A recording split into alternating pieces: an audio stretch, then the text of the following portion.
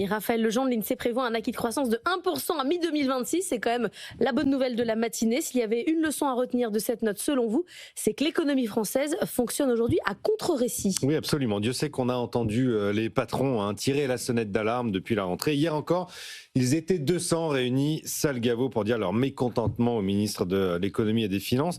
Mais force est de constater qu'au final, l'économie tient. Mais mieux, non seulement elle tient, mais en plus, elle accélère.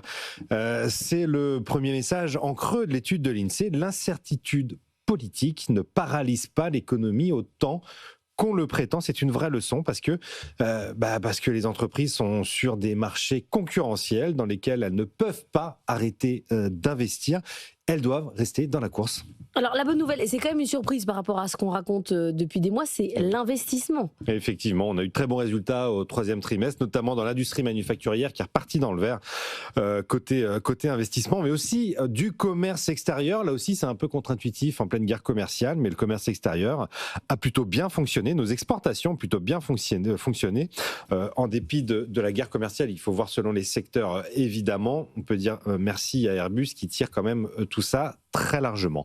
Mais la deuxième leçon qu'il faut en tirer, c'est que la reprise actuelle est une reprise de l'offre, pas de la demande sous subside étatique, une reprise de l'offre. Ce sont les entreprises qui tirent la machine via l'investissement, via la production, les exportations et les services à forte valeur ajoutée. Côté consommation, c'est pas du tout ça. Non, c'est vrai qu'elle reste atone. Alors pourquoi ? Parce que le pessimisme des ménages est d'abord politique et pas économique. C'est peut-être ça aussi la troisième leçon. Les entreprises continuent de fonctionner, mais le politique pèse sur le moral des ménages.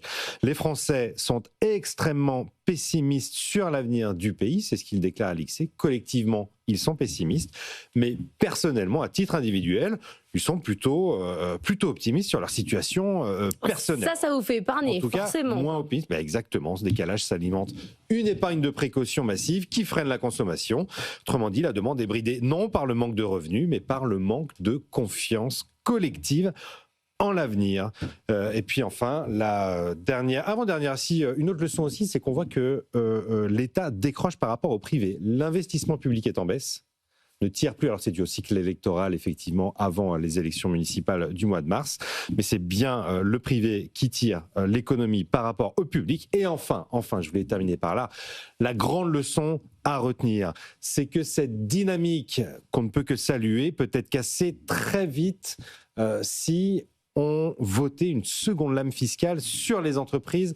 Cette année, il y a un encadré de l'INSEE qui a dit que la surtaxe d'IS ne semble pas avoir pesé sur l'investissement. C'est peut-être vrai sur un an. Sur deux, l'économie en pâtirait évidemment. Comme on le dit bien souvent, une fois ça va, deux fois, bonjour les dégâts. Merci Raphaël Legendre.